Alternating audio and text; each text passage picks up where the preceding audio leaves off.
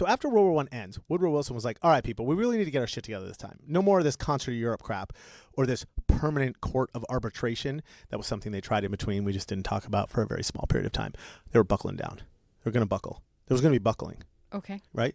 Over there. Like buckling down mean to like bunker down? They were going to get serious. Hunker down, you mean? They were going to get serious, right?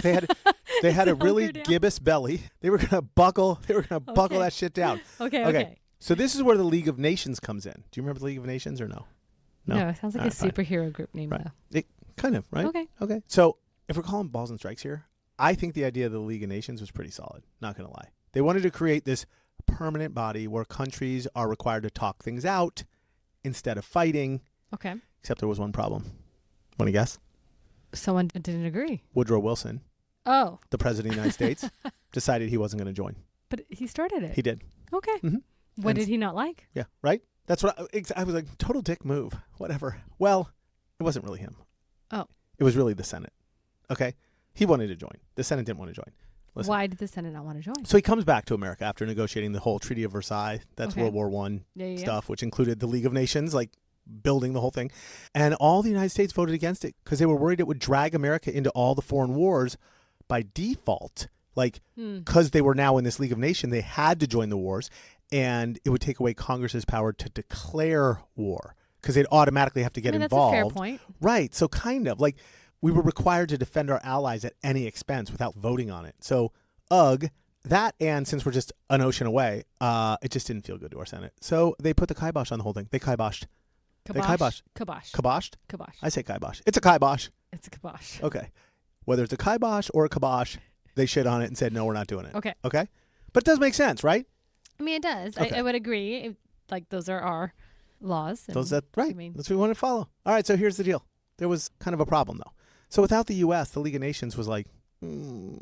It's not going to work because the U.S. is the one right. who, They didn't have enough horsepower to exist on their own. So like 10 years later, when Japan invaded Manchuria, this was pre-World War II, and then Mussolini invaded Ethiopia, also pre-World War II, all the League of Nations could really do was just sort of say like, oh, don't do that. You can't do that, please. Right? In Japan Behave. Yeah. Yep. Japan and Italy were like, yeah, but isn't that whatever. the same today, though? Isn't we're doing it anyway. Kind of like a slap on the wrist? We're getting there. Okay. Oh, we are so going to get there. You just stepped in it. Sorry. Let's go. No, it's excellent. No. We're going to get there. I was doing the same exact thing. I'm like, well, wait a second. What does that mean? Feels like it's the same thing. I was just doing this 2 days ago while I was researching this whole thing. Okay.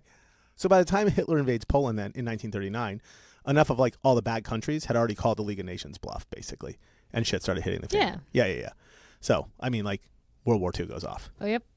Here we are. Not serious enough. We're getting close, though, now. Consequence. Now it's time. Enter the UN and their big gibbous belly. Okay. So, Hitler tries to take over the world. Spoiler alert, we all know.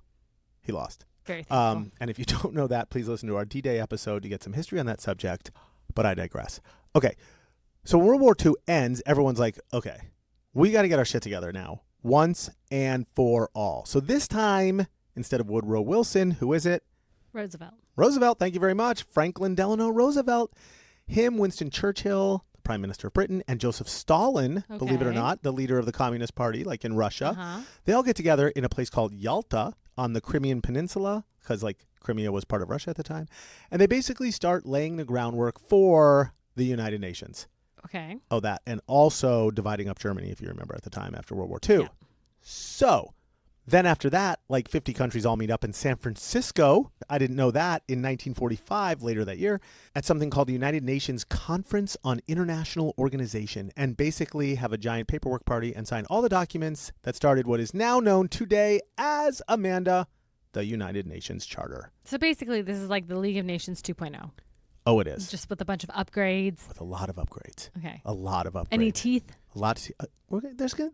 Because like it just feels like two very big different teeth. Okay. 2 teeth. Okay, only 2. 2 front different teeth. Okay, one. First and foremost, here we go. Are they side teeth or are they chompers like a rabbit? Fang. What are they called? The incisors? Yeah. I don't know what they are. Okay.